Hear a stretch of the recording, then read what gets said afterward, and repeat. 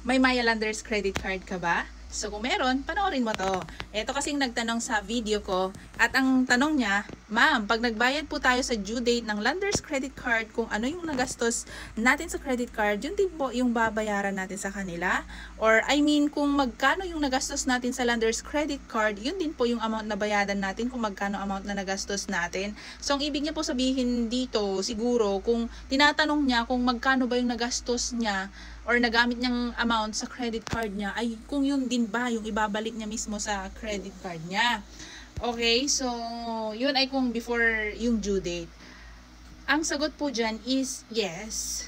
Basta before on or before due date ka magbabayad ng Landers credit card mo, wala kang babayaran na interest kahit piso.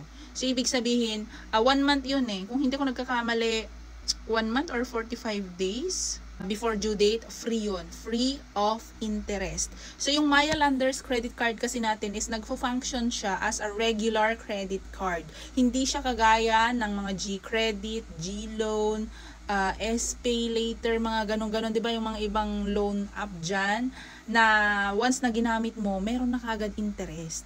So, yung Maya Landers credit card is a partnership of Landers and Maya na magkaroon ng credit card, as in regular credit card po siya. Wala kang babayaran na interest basta before due date ka magbayad. Pero kung na-late ka magbayad, magkakaroon ka dyan ng syempre finance charge, magbabayad ka rin dyan ng late payment fee, tapos interest. Ayan. So, patong-patong yung babayaran mo dyan kapag ka pinalagpas mo ng due date. Ngayon naman, siguro gusto nyo rin itanong, what if nagbayad ka before due date pero hindi mo kayang bayaran yung buo? Like, installment ba? Pwede lang din naman. Basta bayaran mo yung amount due.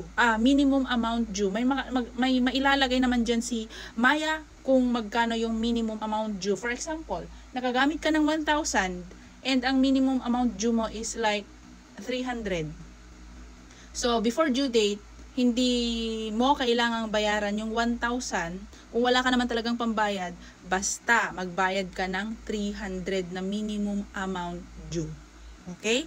So, yun yung pinaka minimum amount due na kailangan nating babayaran kung hindi mo talaga siya kayang bayaran ng buo. Like, next month, ganun ulit. Ganun, sa mga susunod pang month, ganun ulit, pa 300 ng pa 300. But, mind you, habang hindi mo binabayaran ng buo yung utang mo, dumadagdag po yan ng interest. Yung interest, magkaka-interest.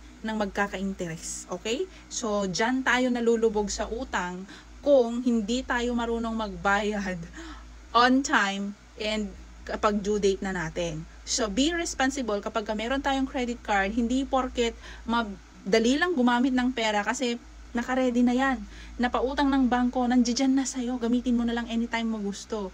So, hindi mo pa rin yun pera. Pahiram pa rin yun ng bangko. Kaya, hinay-hinay tayo sa paggamit kasi once na ginalaw mo yan, kailangan mo yan bayaran or else.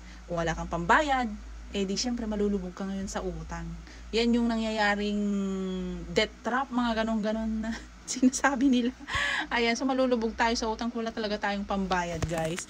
Tapos, pwede lang gumamit kasi ano naman yan, babayaran ko naman next month, magbabayad naman ako minimum ng minimum amount due. Hindi ka na talaga makakalis pa dyan pag ganun yung style mo sa paggamit ng credit card. Yung puro ka lang minimum amount due, hindi mo na mamalayan yung kami minimum amount due mo.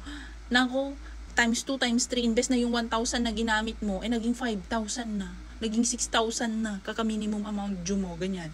So, be responsible kapag meron po tayong credit card, magbayad tayo on time para makaiwas tayo sa interest. Diba, ang sarap gumamit ng pera ng bangko kasi meron tayong grace period na 45 days, interest free. Okay, so ganun kasi ako kapag gumamit ako ng credit card, binabayaran ko talaga siya before due date kasi parang feeling ko, pagkakapirahan ako ng bangko, ayoko, gusto ko ako yung makalibre, gano'n. So, yun lamang. Sana na naliwanagan yung mga may Maya Landers dyan na nagtataka pa rin. So, ginagamit ko regular yung aking Maya Landers and pinambi-business ko siya. So, sana kayo rin pinambi-business nyo kasi sayang naman yung opportunity, di ba? Yun lamang. Kung may magusto pa kayong katanungan about credit card at kung alam ko naman yung sagot, share ko sa inyo. Bye-bye!